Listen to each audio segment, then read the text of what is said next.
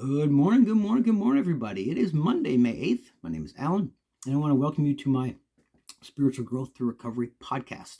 Hope everyone had a good weekend. Another work week for me is about to kick off here. So, hope everyone had a good weekend.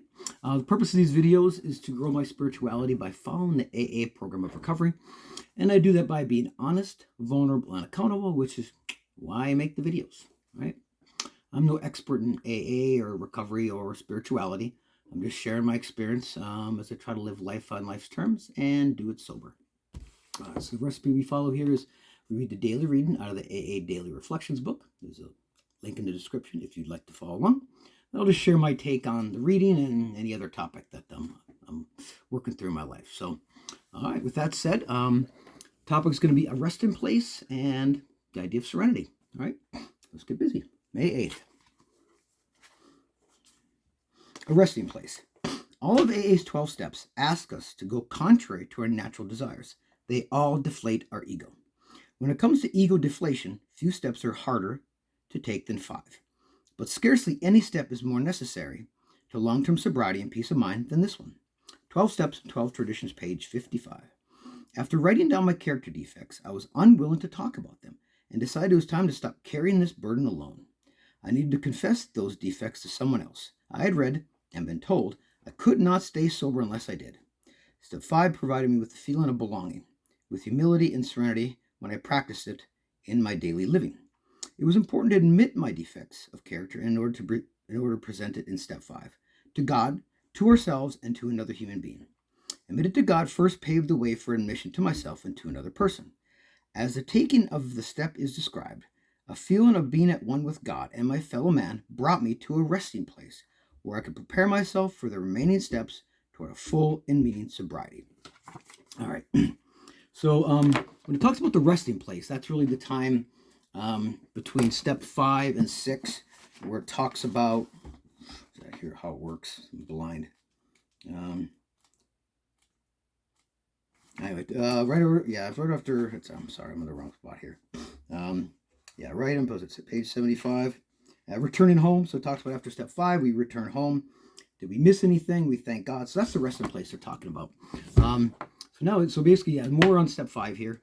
It talks about how all these steps deflate our ego. And step 5 is harder, but necessary. Right? This is scarce. Cannot stay sober unless we take the step. That's pretty clear. And I've heard a lot of people talk about when they sponsor people, they do not get past the 4th and 5th step. Once they start looking at their part, they can't handle it. I, for some reason, can look at my part. I sometimes just don't have willingness to change, and that's kind of hard to stomach. But so the ego is basically the opposite of humility. It's all about I versus it's not all about me. This is my world, my using, my perspective, and it's got to fit. So I got to be right, and I got to be functional. And so it's about ego deflation. All right, it talks about writing down our character defects, and then share this with somebody. Right, could not stay sober unless I did. There's a willingness to look at ourselves, and then we admit and accept what we find, and then change can happen. Okay, this is real, right? Now I'm going to do something about it. Step 5 provided me with, so it kind of almost like little promises here, a feeling of belonging with humility and serenity, a feeling of being at one with God and my fellow man. So then you can, take those steps towards a full and meaningful sobriety. It talks about when I practice it in my daily living. Benefits when practiced. There is action required. Okay. So anyways, that's kind of what I took from that reading.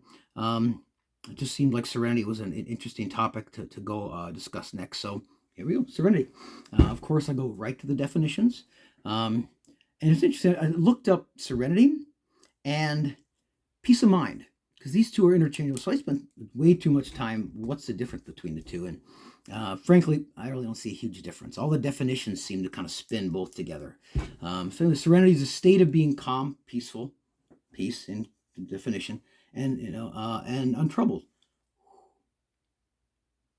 I'm calm. And it talks about not letting things take over. So amongst the chaos, can we just go on that little moment of just state of calm, feeling, heart, rate drops down, and then kind of peace of mind. is what it talks about the absence of mental turmoil or anxiety. And this is a state of tranquility, which is calm, which is back to the same definition as serenity. So to me, they're basically the same thing.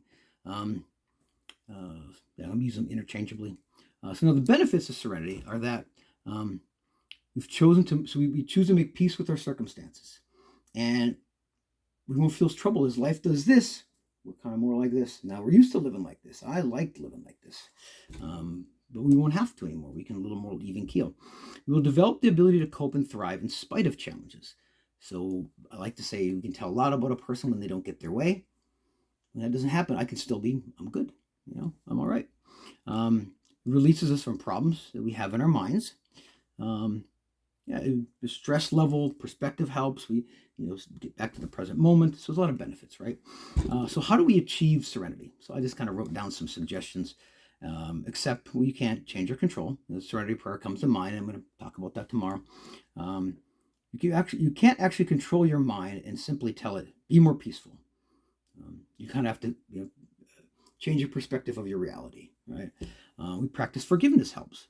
Because resentment's, as the literature says, the number one offender, but we practice forgiveness, then that stuff doesn't own us. Practice mindfulness meditation. You got to make sure we're taking time for ourselves to check it. How am I doing? How am I feeling? Keep a journal. And for me, getting back to nature, that really, really helps. So that's kind of serenity. Then we'll get into the serenity prayer tomorrow. So life happens and we respond to it. Am I at peace or am I right? So serenity prayer is a tool that can be used to kind of get us to that space. And so I want to kind of break that down tomorrow. So anyway, hope you got something out of it. I know I did. I just want to encourage you to, wherever you're at in your recovery, be willing to look at yourself, talk to someone, own up to your stuff. Keep moving along, and then make sure you're making time for yourself to find some peace and see the world in a more positive light if you struggle with that, like I do. So, hope you have a wonderful day, and until tomorrow, peace out.